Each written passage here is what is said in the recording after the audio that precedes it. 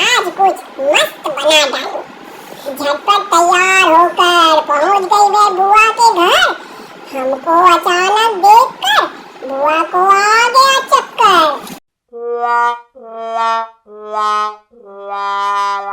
Mushroom और मटर उबाल कर गैस पे रखी कढ़ाई।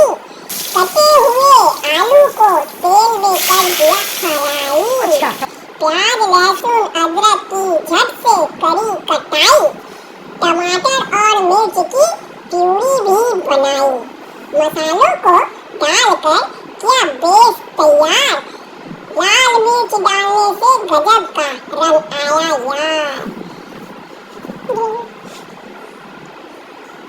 ग्रेवी बनाने के लिए गरम पानी भी डाला।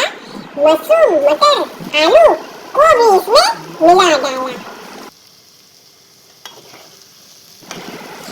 धीमी आंच पर मशरूम आलू को देर तक पकाया। जिसने भी खाया सबको मजा आया। ऐसा मजा आया